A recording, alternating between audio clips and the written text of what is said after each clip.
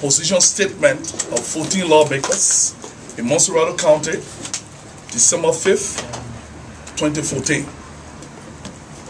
We, the undersigned 14 duly elected representatives of the people of Montserrado County present, do hereby emphatically denounce and condemn the draconian Executive Order number 65 issued by Her Excellency Madam Ellen Johnson Sirleaf, President of the Republic of Liberia, on yesterday, 4th December 2014. Cognizant of the fact that the Liberian Constitution of January 6, 1986, as enshrined in Articles 1, 13, 15, and 17, which guarantee democratically cherished inalienable rights, we categorically reject any semblance of the return to junta rule and despotism. We therefore unanimously caution the President to immediately rescind and retract such a tyrannical order which has the proclivity to thwart our nascent democracy. There shall be no reversal of the democratic gains we have made through the blood and sweat of our fellow compatriots. We want to assure you, our fellow citizens, that we will do everything within the ambience of the law to protect the Constitution of Liberia, of which we are under oath to uphold. It is quite suspicious that Executive Order number 65 deliberately and with sinister motives chose to antagonize only Montserrado County, where the son of the President is contesting and flagrantly violating the mandate of the Supreme Court and the National Elections Commission with impunity. Meanwhile, we call on all of our international partners who have been very supportive of our democracy to take due cognizance of the creeping threat to our fledgling democratic governance. Distinguished ladies and gentlemen, we thank you and will now entertain your questions. Thank you. So, what are your questions? Just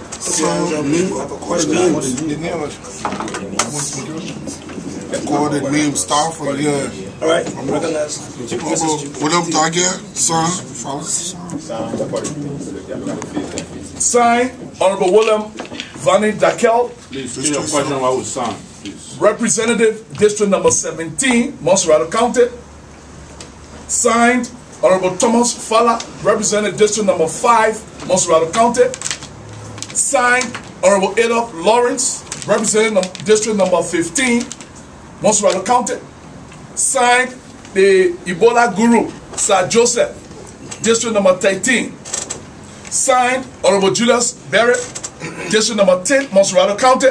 Signed, our dynamic chairman, Honorable Edward Ford, signed, Professor Dr. Edward Ford, signed. Signed, District number 9, representing Montserrado County, Honorable Muna Penal Youngblood. And of course, the Dean, Honorable Edwin Melvin Snow, District number 6, Montserrado County. Your humble servant, Honorable Hiram B. Fambula, District number 4, Montserrado County. The fire burn, signed, District number 11, Honorable Gabriel Nyika. Signed, Honorable Bill Trower, District number 3, Montserrado County. Signed, Honorable Akaras Moses Gray, District number 8, Montserrado County. Signed, Honorable Solomon George, Claudia George, District number 7, Montserrado County. Signed, and signed, Honorable A. Vamuya Conan, District number 14, signed. Okay, we recognize Titi Chico. Thank you. Honorable, my question is, you want the President to retract this order. What happens if President Johnson Sirleaf doesn't retract the order? We, at the level of the legislature, House of Representatives, we have a variety of options to exercise. And the first thing is to vehemently reject the executive order, and with the hope that the President will see wisdom in rescinding, the executive order number 65. If that is not done, then we will now refer to other options that we have at our disposal at the level of the House of Representatives. We recognize Kevin Hot FM, Kevin Demi. Yeah, I'm Kelvin Demi of Hot FM. Honorables, my question is, why can't we see this especially as embedded into the President's communication to communication addressed to the nation, Executive Order number 65, as her sincere fight against Ebola. But why won't count it? Well, let me say that we have 15 political subdivisions of the country. And if it is in the name of the fight against Ebola, then you will agree with me, member of the press, that Ebola came from Lofa County. And Lofa County today is yet to be given an executive order. Now today is Montserrado County. So I think if it's in the name of good fight, it should be throughout the political subdivision of our country and not one county called Montserrado. And in addition to that, the number of cases in Montserrado County are lesser than the number of cases coming from Kitman and Bon County. So I see no reason why such an order should come out from Montserrado County in particular. Moreover, the Ministry of Health is not catering to the present death cases because those cases that are dying are not Ebola related. The Ministry of Health and the task force have not been able to put a system in place to handle cases that are not related to Ebola virus. Right, Estelle Liberty. Your Honorable Smoke can answer the question. Are you sensing some kind of foul play when you speak about suspicion and cynicism by the President, considering the fact that her son is in this election? Can you clarify more? Well, thank you, Estella. We are concerned, and we as lawmakers will do everything within our constitutional powers to uphold the Constitution and jealously protect this democracy that we are all benefiting from. Having said that, it is clear that one of the candidates, Mr. Sirleaf, is in violation, is disrespecting the Supreme Court order, is disrespecting the National Elections Commission. When there was stay order put on election campaigning, Mr. Sirleaf has erected billboards. People have confirmed it. The Liberty Party has protested. No action has been taken as far as our knowledge is concerned, and we're very concerned about this. And that is why we see foul play, and that is why we are now alarming, because we will not sit supinely and allow this to go out of hand. We are very concerned about this, and it's very, very alarming. Today, arrests have been made. If you go around today, everywhere that Robert Sirleaf poster is placed, there's a police pickup, a sign there with police guards protecting those billboards. And I don't understand where we are going. I don't understand that the Ghana man will say, I don't know if we came or we left. But apparently, the more things change, the more things remain the same. And additionally, the first thing is that we see state security forces manning the billboard of Mr. Sirleaf. What is interesting here or dramatic is that the Supreme Court order, or state order, was defied by Mr. Sirleaf by putting up billboards. The police failed to act with the Supreme Court order of arresting those who put up billboards. The police now is arresting those alleged of bringing down the billboards. So it's an inherent contradiction. And we cannot run the country under such a condition. That's what we are saying. We're not supporting any act of violence. We're not supporting any act that will undermine the peace and stability of our country. What we are saying, while it's good for Peter Paul, should also be good for John Brown. And also, to answer your question directly, there are sinister motives. Because the executive order referenced a milestone, which is the announcement of the elections results. At which point has any elections results announcement been a strategy against Ebola? 1 month after the announcement of the elections results, does the president have indication from the WHO that Ebola, Liberia would have been Ebola free within 1 month of the elections results? And another word in the executive order is the word strike, demonstration, strike. most times across the world today, the people of Kenya, depending on how you see it, have won a victory. When the International Criminal Court has dropped, the prosecutors have dropped the charges against Uhuru Kenyatta because they could not prove that he fomented post-election violence. Is the president anticipating post-election violence? That she's tying our fight against Ebola to post-election results? What is she seeing? What does she know that we do not know? Are there plans to thwart the elections results? And if there are such plans, are there plans to stop the citizens who feel aggrieved from protesting their griefs? We also gather information, and this goes to the national police and the army, the armed forces of Liberia. Over time, politicians, leaders have used the police and the army to suppress the very people they took oath to defend. And so, when and if their plans to thwart the elections results materialize, they do not expect people to protest. And when and if people protest, they have planned to order the army and the police to curb that protest in any form or way, even more than the West Point scenario, where there was no violence and there was no protest.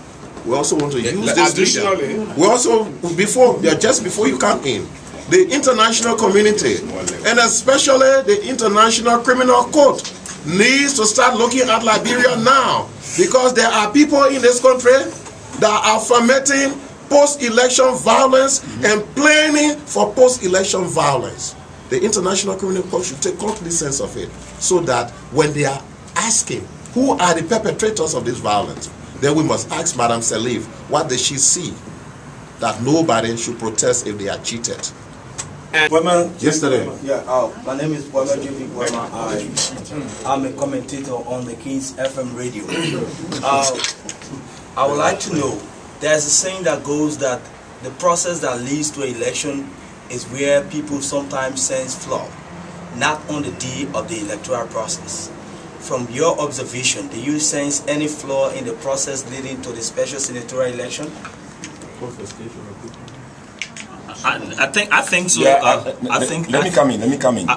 For my belt, the West Point belt, Robert Sirleaf is sending people down West Point to buy voters registration cards. They are saying the more you get the members of George Weah or the CDC away from the pool, the lesser chance he stands. But after seeing the crowd on Friday, that petition was at the court before Friday. If you don't mind, 7 days before Friday. But after seeing the crowd on Friday, it made them jittered. It scared the president and her son. And we are saying to the president, we are not afraid. If they want this government to stand down, the government will stand down. Solomon John, I'm saying it. What she is doing is not right. It's undemocratic. And we are asking the international community to intervene. If not from the front door, from the back door, they must get to her and let her know that the CDC will no more be afraid. I'm from the CDC. I'm speaking on behalf of the CDC. Okay, and just to add to what Honorable George has just said, I think you know that the Supreme Court, the matter is before the Supreme Court, and the Supreme Court have not come down with a verdict. I think the president is trying to be very prejudicial to preempt the intent of the Supreme Court, and it is not in the best interest of this country judicially. So I think, if to respond to your question, I think that can answer your question too. Thank you. Thank you, sir. Yeah. Before they come in, let me just say, distinguished ladies and gentlemen of the 4th ST, the statement we just read concentrates on the executive order by the president. So we encourage that you asked the question in relationship to the statement that was being read. Anything that has to do with the CDC will deal with that. That is helpful. Just before you come in, let me just point out a little flaw in the executive order. You agree with me that the president's statement referring to to the measures put in place for one who wants to demonstrate or have some sort of assembly should go to the Ministry of Justice and require a permit. The President mentioned that that process is weak. Now, under our laws, the President is supposed to revisit that law by submitting to us an instrument for passage. That we find it very problematic. But let me give you a general picture, and then my colleagues will come in. Liberia is a member of most of the international organizations. And right here in ECOWAS, we have the early warning system. And even at the African Union, we have early warning system.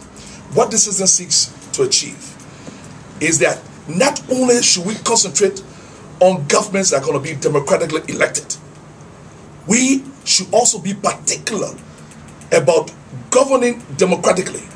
I think this is a reversal in all of the gains that we've made, as we mentioned in our statement.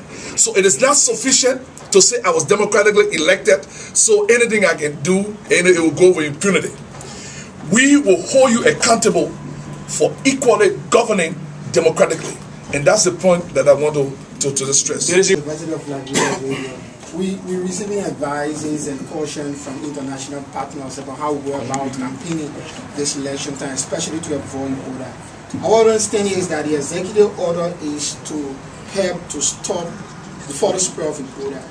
Now you are describing it as going back to the days of the junta. What would you suggest to candidates and political parties if the state order is lifted, how they go about their campaign trail? In addition, would you accept and if the order was blanket, I mean the 15 counties? We all here are aware that Magibi County, Kakata, is densely populated. There will be election activities going on in Kakata. Dolota was quarantined. There will be election activities, rallies, and campaigns going on in Dolota. Buchanan is populated. There will be election activities, rallies going on in Buchanan.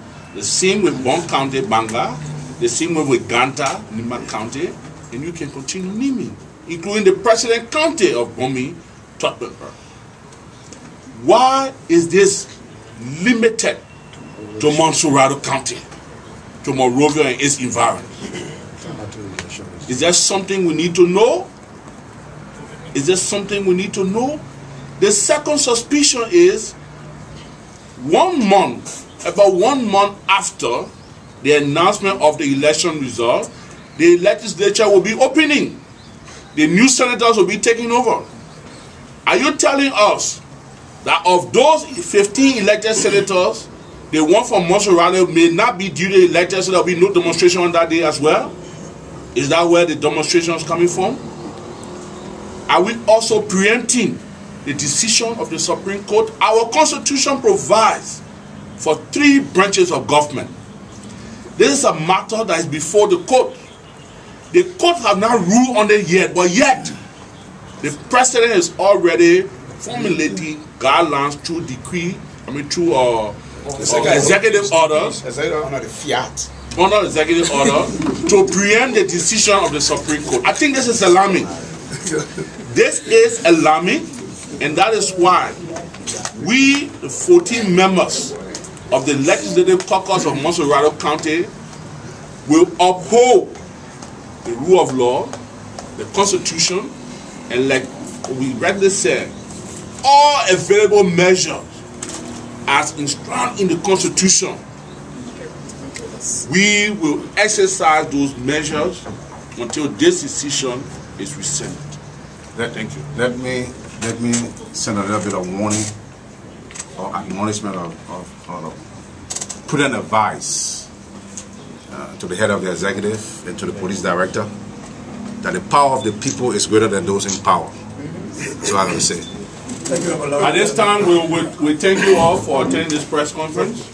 We look forward to having you give this information to our people. We know you all are very good journalists and that you will take the message to our people free of anything. Copies of our press conference will be made available to all of you, and we look forward to ensuring that the actual information is not dwarfed by any means. Thank you very much, and look forward to talking.